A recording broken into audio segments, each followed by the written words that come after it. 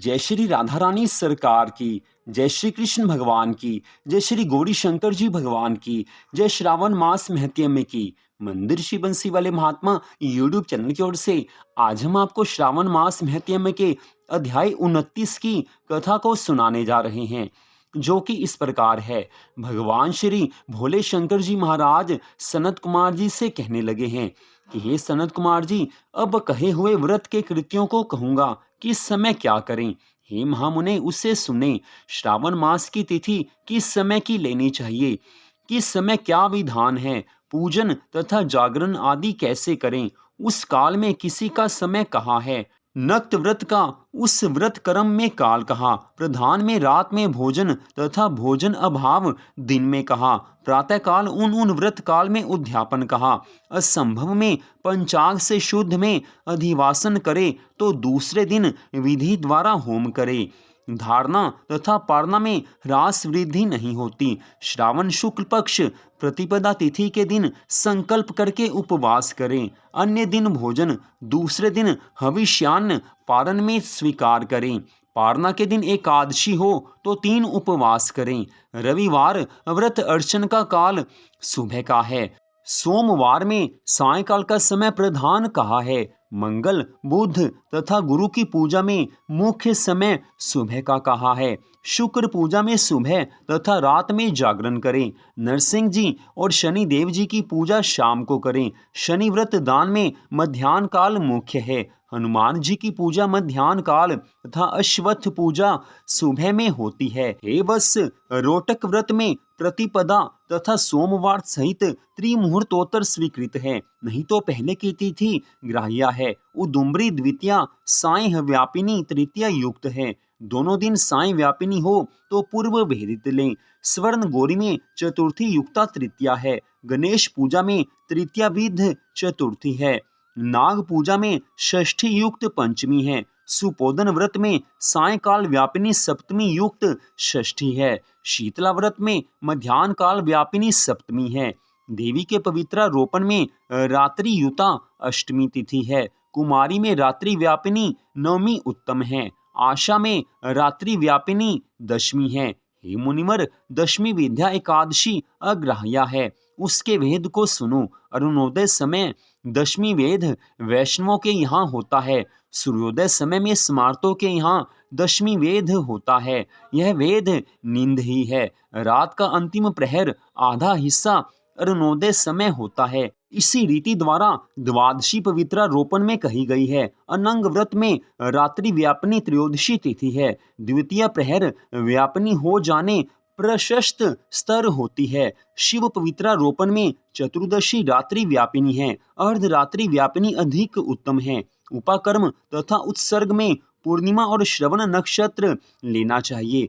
यदि अन्य दिन पूर्णिमा 3 मुहूर्त है तो दूसरे दिन करें, नहीं तो ऋग्वेदीय तैतरीय शाखा वाले पहले दिन करें। तैतरीय शाखा वाले यजुर्वेदियों को अन्य दिन पूर्णिमा 3 मुहूर्त रहने पर भी उपाकर्म और उत्सर्ग दोनों पूर्व दिन करना चाहिए। पूर्व दिन पूर्णिमा तथा श्रवण नक्षत्र 1 मुहूर्तोत्तर संबंध हो तो अन्य दिनों 2 मुहूर्त के भीतर पूर्णिमा श्रवण नक्षत्र समाप्त हो तो पूर्व दिन करे। अपराह्न काल में साम वेदियों को हस्त नक्षत्र हो तो उपाकर्म उत्सर्ग करना चाहिए। दोनों दिन हस्त नक्षत्र अपराह्न काल व्यापिनी हो तो पहले दिन करें। उपकर्मोत्तर सभा दीप करें। जो समय श्रावणी कर्म में कहा है वही सर्व बल्यर्थ है, पर रात में स्व ग्रह सूत्र के अनुसार करे। श्रवणा कर्म तथा सर्प बलि की सूर्यास्त समय व्यापिनी पूर्णिमा तिथि उत्तम है। हयग्रीव व्रत उत्सव में पूर्णिमा मध्याह्न काल व्यापिनी लेनी चाहिए। रक्षाबंधन कार्य में अपराह्न व्यापिनी पूर्णिमा लेनी चाहिए। चंद्रोदय व्यापिनी संकष्ट चतुर्थी स्वीकृत है। चतुर्थी चंद्रोदय व्यापिनी दोनों दिन हो या ना हो तो पहले दिन करे, क्योंकि तृतीया के दिन चतुर्थी हो जाने से वह महान पुण्य फल देने वाली होती है। हे वत्स, व्रती पहले दिन गणनाथ को प्रसन्न करने वाली चतुर्थी का व्रत करे। गणेश, गौरी तथा बहुला को छोड़कर दूसरे देवों की पूजा में पंचमी विद्या ली गई है। श्री कृष्ण पूजा में अर्धरात्रि व्यापिनी अष्टमी तिथि है। निर्णय के बारे में सर्वत्र 6 तिथि मानी गई हैं।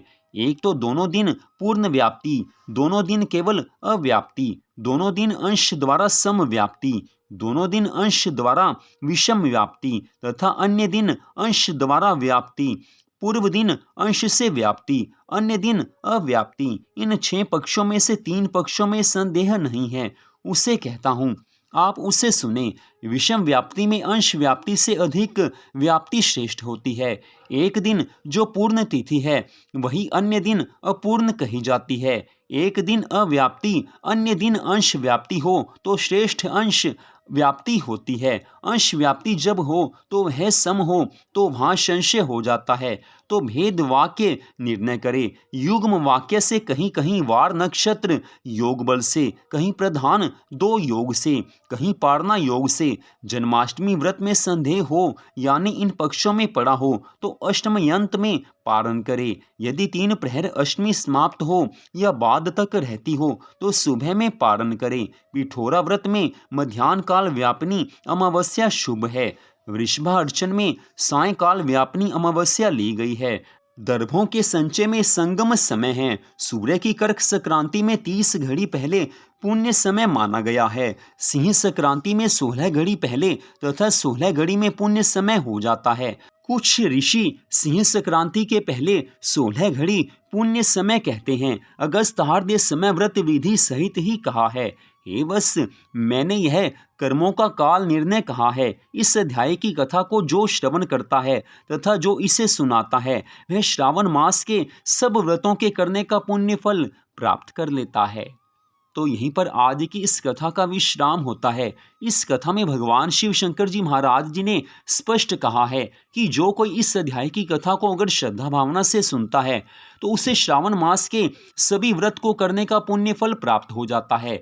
जो इस अध्याय की कथा को सुनाता है, श्रद्धा भावना से सुनाता है, उसे भी श्रावण मास के सभी व्रतों के रखने का पुण्य फल प्राप्त हो जाता है। तो आज की इस कथा को आपने सुना, आप सबका हार्दिक धन्यवाद। भगवान श्री राधा कृष्ण जी की, भगवान श्री गौरी शंकर जी की श्रावण मास महत्म्य की अनंत कृपा सदा आप सब पर, आपके परिवार पर बनी रहे।